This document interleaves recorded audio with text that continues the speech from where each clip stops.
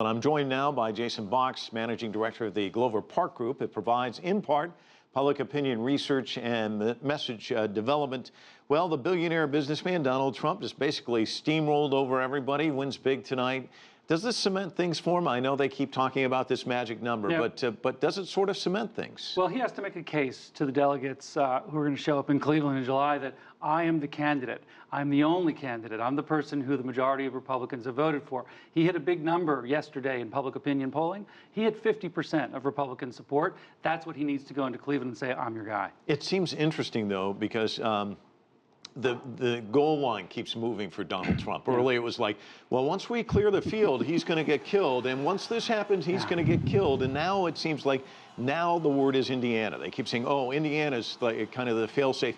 And this Kasich-Cruz coalition to try and stop him, did that backfire on them? Well, it couldn't work for three reasons. One, it was never going to work. Kasich has no money, so the idea that he's going to stop campaigning somewhere doesn't really matter a whole lot. Two, it should have happened about 3 months ago. And three, they don't even themselves buy it. The day after they made this truce, Kasich was out there telling people, well, I'm not really going to compete in Indiana, but if they want to vote for me, they should. Let me ask you about Hillary Clinton. Looks like it's going to be a big night for her as well. Any surprises this evening? No, I mean, I think that Pennsylvania and Maryland were the two big states for her tonight. I think in both states she did extraordinarily well.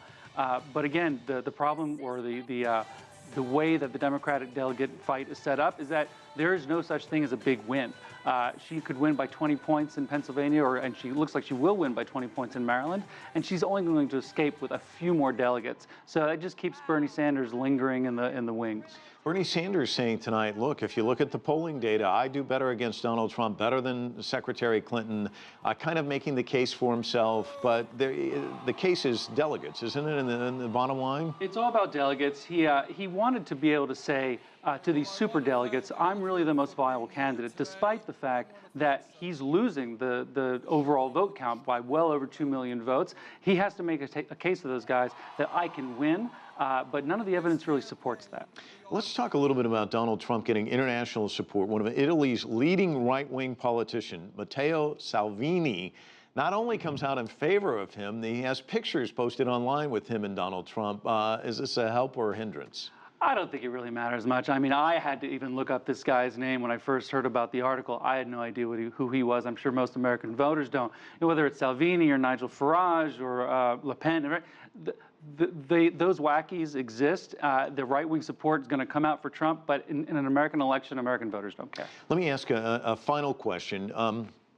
Things have gotten very negative between Sanders and Clinton. Yeah. You look on the Republican side, Lying Ted, Little Marco, all of the kind of fractured contest on the Republican side. As we get into these conventions, do both of these parties really have to kind of stitch things back together again? Well, the election could really go in two directions. It could be an utter bloodbath. It could be really a race to the bottom. They both have incredibly high negative numbers, so they can't really drive each of their negatives any higher. I think particularly for Donald Trump, his challenge is to maintain strength within his own party. I personally am related to Republicans who simply aren't going to vote for the Donald Trump who's been campaigning in this election thus far. He has a greater burden to become a more tolerable candidate. I think Hillary Clinton is going to do what she's been doing, which is going to appeal to a broad swath of voters, black, white, male, and female, moderate to liberal, and I suspect she's in a better position coming into the fall than he is. Well, it's going to be very interesting, as it has been throughout. Thanks so much for joining us.